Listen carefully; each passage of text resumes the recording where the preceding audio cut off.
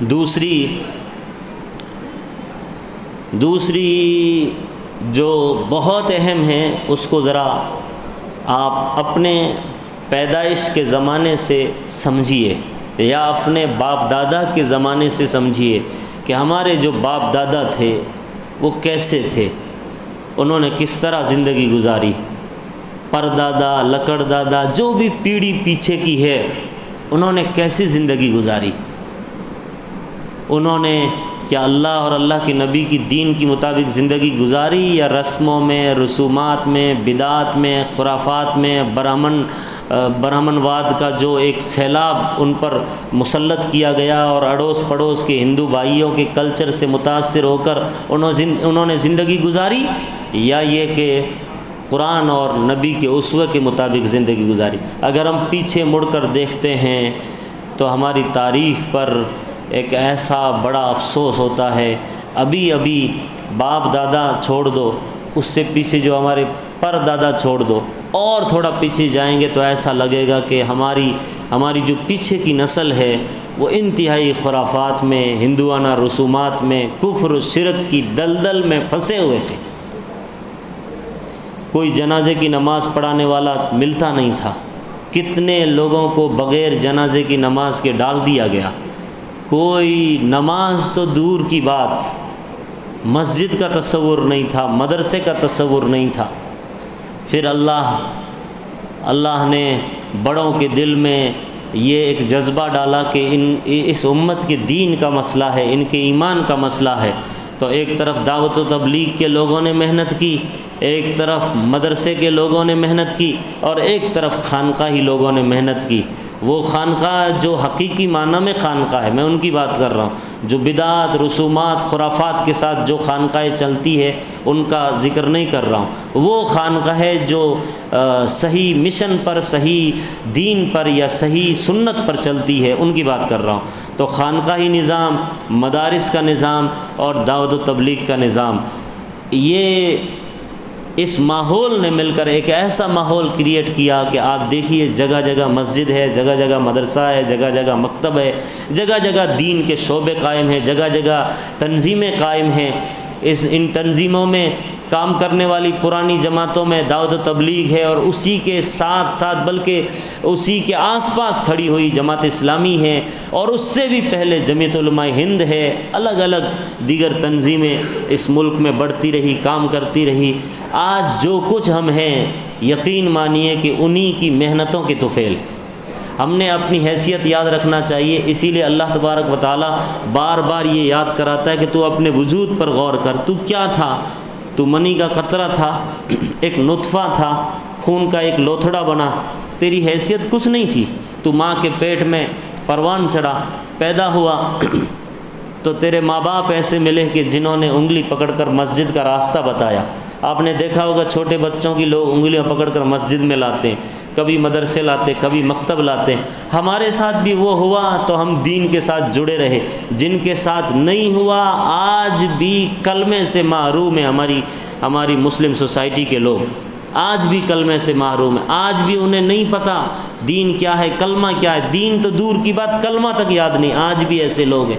یہ اللہ کا ہمیں شکر ادا کرنا چاہیے کہ ہم کیا تھے، ہماری کوئی حیثیت نہیں تھی، اللہ نے ان تمام انسانیت میں سے ہم کو چن کے منتخب کر کے، اور چلتے چلاتے آج یہ رمضان تک آپ غور کیجیے، بیچ میں لاک ڈاؤن کا گزرا، جو زمانہ گزرا، اور آج یہ مجمع، آج یہ جماعت، آج ہمارے چہرے، داڑھی، ٹوپی اور ایک دینی ماحول، یہ سب کچھ پر غور کرتے ہوئے انسان نے اپنی اوقات یاد کرنا چاہیے کہ میں کچھ نہیں تھا، میرے رب کا کرم نہ ہوتا، میرے رب کی توفیق نہ ہوتی تو میں نہ روزہ رکھ سکتا تھا، نہ میں تراویح پڑھ سکتا تھا، میں 2 رکعت نفل بھی نہیں پڑھ سکتا تھا، میں قرآن کی تو دور کی بات، میں دعا کے لیے اللہ کے سامنے ہاتھ بھی نہیں اللہ چاہتا تو مجھے کسی مندر کے سامنے بٹھا دیتا، اللہ چاہتا تو کسی مزار کے سامنے بٹھا دیتا، اللہ چاہتا تو کسی راستے پر ڈال دیتا، لیکن اللہ نے ان میں نہیں بٹھایا۔ یہ میرے رب کا کرم ہوا کہ اس نے مسجد کے ماحول میں لا کر کے بٹھایا،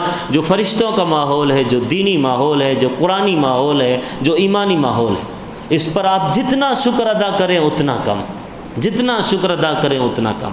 ایک یہ بات شکر ادا کریں، اللہ نے توفیق دی، جو کچھ توفیق دی اللہ ہی کی توفیق سے ہوا، اس پر ہمیں اللہ کا شکر ادا کرنا چاہیے۔ یہ دوسری بات۔ اب تیسری بات جو بہت اہم وہ یہ کہ ہمیں یہ استحضار رہے یا دل میں یہ خوف رہے، یہ ڈر رہے کہ کہاں اللہ والے لوگ، کہاں دیندار لوگ، کہاں حرم شریف میں بیٹھ کر 2 رکعت نفل پڑھنے والے لوگ، کہاں مقام ابراہیم پر دعا کرنے والے لوگ، کہاں ملتزم سے چمٹ کر گڑ گڑانے والے عمرہ کرنے والے لوگ، اور کہاں کوئی مدینہ منورہ میں روضہ اقدس کے سامنے بیٹھ کر درود و شریف کا نذرانہ پیش کرنے والے وہ لوگ، اور کہاں ہم۔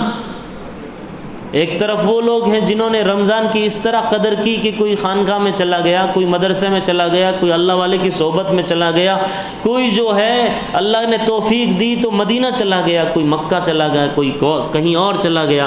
انہوں نے کوئی اپنے محلے میں رہتے ہوئے اللہ نے توفیق دی تو بٹھا دیا اعتکاف میں۔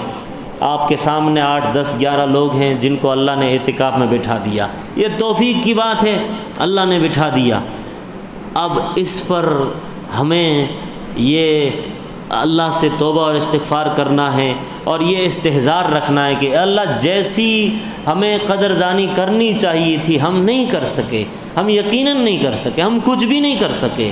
ہماری نیکیاں اگر ہم اللہ کے ساتھ اللہ کو دیکھیں اور ہماری نیکیاں دیکھیں تو ایسا لگتا ہے زیرو ہے، کچھ بھی نہیں ہے، نہ ہماری تلاوت، نہ ہمارا روزہ، نہ ہمارا ذکر و اذکار ایسا ہے کہ ہم یہ کہہ سکیں اللہ یہ تیرے لیے، صرف تیرے لیے، صرف تیرے لیے، تیرے کو راضی کرنے کے لیے، تیرے کو خوش کرنے کے لیے میرے دل میں اتنا ایک ڈاٹ اور ایک ذرے کے برابر بھی کوئی دوسری چیز نہیں آئی، کسی کا خیال نہیں آیا۔ ہم نہیں بتا سکتے، ہم نہیں بتا سکتے۔ اس ڈر کے ساتھ اللہ کے سامنے حاضر ہونا ہے آج۔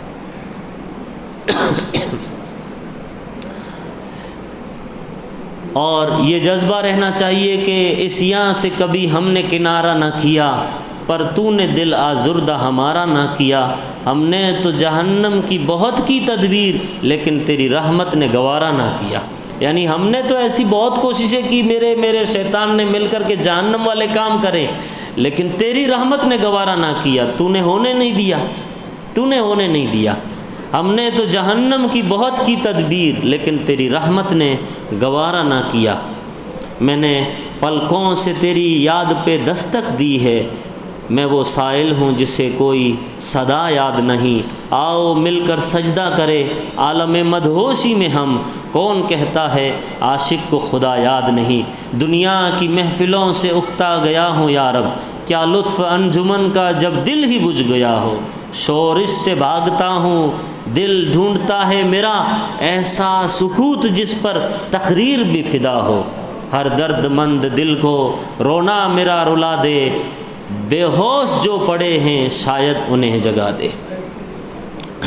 اس جذبے کے ساتھ بندے کو اللہ کے سامنے حاضر ہونا چاہیے کہ رہا میں دن رات غفلتوں میں، رہا میں دن رات غفلتوں میں، بس یوں ہی زندگی گزاری، کیا نہ کچھ کام آخرت کا، کٹی گناہوں میں عمر ساری۔ رہا میں دن رات غفلتوں میں، بس یوں ہی زندگی گزاری، کیا نہ کچھ کام آخرت کا، کٹی گناہوں میں عمر ساری۔ میں توبہ کرتا ہوں میرے مالک، میں سجدہ کرتا ہوں میرے اللہ۔ اس جذبے کے ساتھ، اس استحضار کے ساتھ اور اس ڈر اور خوف کے ساتھ اللہ کے سامنے حاضر ہونا ہے، ہم نے اللہ کے سامنے دعا مانگنا ہے۔ اللہ کے نبی علیہ الصلاۃ والسلام ڈرتے تھے۔ حرم شریف میں کھڑے ہیں نبی کریم صلی اللہ علیہ وسلم، 2 رکعت نفل نماز پڑھی اور ان 2 رکعتوں میں پوری رات گزار دی۔ اللہ کے نبی نے 2 رکعت میں پوری رات گزار دی۔ پوری رات گزارنے کے بعد یہ دعا کرتے ہیں، اللہم ما عبدناک حق عبادتک وما عرفناک حق معرفتک۔ اللہ جیسی عبادت کرنی چاہیے تھی ویسی میں نہیں کر سکا، جیسے تجھے پہچاننا چاہیے تھا ویسا میں نہیں پہچان سکا۔ کون بول رہے ہیں؟ اللہ کے نبی خاتم النبیین والمرسلین صلی اللہ علیہ وسلم بول رہے ہیں۔ اتنی نیکیاں کرنے کے بعد نبی کے بارے میں آتا دن میں 70 مرتبہ توبہ استغفار کرتے تھے۔ کتنی بخاری شریف مسلم شریف کی حدیث ہے 70 مرہ 60 مرہ 100 مرہ، یہ الفاظ ہے کہ 100 مرتبہ 70 مرتبہ۔ اب بتائیے 70 مرتبہ دن میں، ایوری ڈے، روزانہ آپ توبہ اور استغفار کرتے تھے، استغفر اللہ استغفر اللہ استغفر اللہ استغفر اللہ ربی من کل ذنب واتوب الیہ، یہ آپ پڑھتے رہتے تھے۔ راوی نقل کرنے والے، حدیث نقل کرنے والے فرماتے ہیں 70 مرتبہ، کبھی 100 مرتبہ نبی کر رہے ہیں توبہ استغفار۔ اسی طریقے سے ہمارے خلفائے راشدین، صحابیات اور صحابی، تابعین، تابعین اور دیگر اسلاف نے اللہ کی بہت عبادت کی، بہت نیکیاں کی، لیکن کرنے کے بعد پیرانی پیر شیخ عبد القادر جیلانی کے بارے میں آتا ہے کہ وہ حتیم سے یا کعبے کی کسی دیوار سے سر رکھ کر وہ دعا مانگ رہے ہیں۔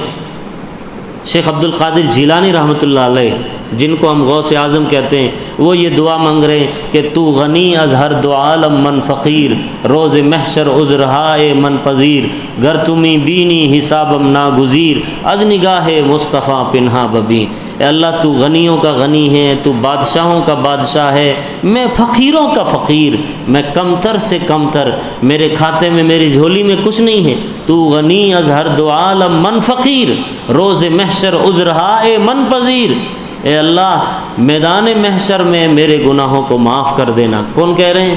غوث اعظم شیخ عبد القادر جیلانی رحمۃ اللہ علیہ، جن کے نام سے ہم کبھی کیا کرتے ہیں، کبھی یہ کھانا، کبھی وہ کھانا، کبھی 11ویں، کبھی فلاں، اور کبھی نماز کی توفیق نہیں ہوتی، کبھی ذکر کی توفیق نہیں ہوتی، کبھی قرآن کی تلاوت کی توفیق نہیں ہوتی، اور ماننے چلے ہیں غوث اعظم کو۔ یہ کیسا ماننا ہے؟ یہ کیسی محبت ہے؟ یہ کیسا لگاؤ ہے؟ یہ کیسی انسیت ہے؟ وہ کہہ رہے ہیں تو غنی از ہر دو عالم من فقیر، روز محشر عذرہائے من پذیر، گر تمہیں بینی حسابم ناگزیر، از نگاہ مصطفیٰ پنہا ببی۔ اے اللہ میں اس قابل نہیں ہوں، میں اس لائق نہیں ہوں کہ جہاں نبی کریم صلی اللہ علیہ وسلم تشریف فرما ہوں عین ان کے سامنے لے جا کر میرا حساب و کتاب لیا جائے۔ میں اس قابل نہیں ہوں،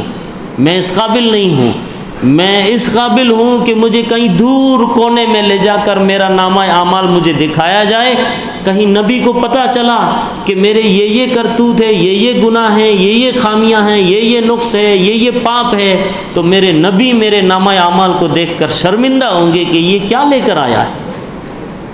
تو روز محشر عذرہائے من پذیر، گر تمہیں بینی حسابم ناگزیر، از نگاہ مصطفیٰ پنہا ببی۔ اس لیے میرے محترم بزرگوں اور دوستوں، ہم نے جو کچھ نیکیاں کی اس کے بارے میں ڈرنے کی ضرورت ہے۔ اللہ سے دعا کریں اللہ قبول فرما لے۔ انما یتقبل اللہ من المتقین، اللہ متقی لوگوں کے نیک اعمال قبول کرتا ہے۔ تو اللہ سے دعا کریں اے اللہ قبول کر لے۔ صحابہ کرام رضوان اللہ تعالی علیہم اجمعین 6 مہینے پہلے، رمضان سے پہلے دعا کرتے تھے، اے اللہ رمضان تک پہنچا، اے اللہ رمضان تک پہنچا، اے اللہ رمضان تک پہنچا، اور 6 مہینے بعد تک دعا کرتے رہتے تھے کہ اللہ قبول فرما لے، اے اللہ قبول فرما لے، اے اللہ قبول فرما لے۔ یہ حال تھا۔ اور ہم تو بس 10 دن شروع میں بھیڑ دکھائی، اس کے بعد بیچ میں غائب ہو گئے، پھر آخر میں 21ویں سے کچھ تھوڑا بہت نظر آئے، پھر بیچ میں 5-6 دن غائب ہو گئے، ڈائریکٹ 27 کو حاضر ہوئے۔ اب ڈائریکٹ 27 کے بعد حاضر ہوں گے عید کے دن، عید کے دن حاضر ہوں گے۔ یہ جو ایک رسم چلا ہے، کیا اللہ کو دھوکہ دے رہے ہیں ہم؟ اللہ تو جانتا ہے نا کہ دل میں کیا تڑپ ہے، دل میں کیا طلب ہے، اللہ جانتا ہے۔ یخادعون اللہ والذین آمنوا وما یخدعون الا انفسهم۔ آپ اللہ کو دھوکہ نہیں دے سکتے، آپ اپنے آپ کو دھوکہ دے رہے ہیں۔ آپ کو ایسا لگتا ہے کہ 27 میں آ کے سارے دھلا دیں گے، پھر عید کو آ کے اور دھلا دیں گے رہے کھائے، پھر اس کے بعد سال بھر چھٹی۔ یہ جو مزاج ہے ہمیں بدلنا پڑے گا، یہ جو ایک طور طریقہ چلا ہے مسلمانوں کا، اس کو بدلنا پڑے گا۔ یہ جو سیویاں شیر خورما بنا کر اپنے آپ کو ظاہر کر دینا کہ ہاں میں مسلمان ہوں، پھر بقرعید کو خون وون بہا کر بکرا ذبح کر کے گوشت ووشت 1 مہینہ تک اچار بنا کر فریج میں رکھ کر اس کو ظاہر کر دینا کہ ہاں میں مسلمان ہوں، اس سے ہم کو نکلنا پڑے گا، ایک پریکٹیکل مسلمان بننا پڑے گا۔ اللہ قرآن پاک میں ارشاد فرماتا ہے یا ایھا الذین آمنوا ادخلوا فی السلم کافہ، اے ایمان والو اسلام میں پورے داخل ہو جاؤ، پورے داخل ہو جاؤ۔ ہم ایک پیر داخل کرتے ہیں، دوسرا پیر باہر رکھتے ہیں، ایک ہاتھ ڈالتے ہیں، دوسرا ہاتھ باہر ڈالتے ہیں کہ یہ بھی نہ پکڑ لیں یہ مولانا لوگ، یہ مسجد والے لوگ، یہ جماعت والے لوگ، پورا داخل ہونا ہے۔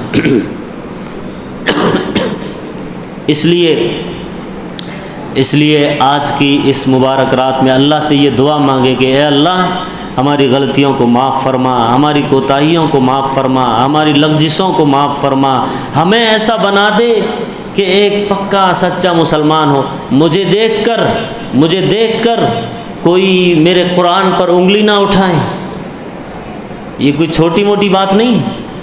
مجھے دیکھ کر میرے قرآن کے اوپر کوئی بری نظر نہ ڈالے کہ یہ قرآن کو ماننے والا، لگتا ہے ان کا قرآن یہی سکھاتا ہے۔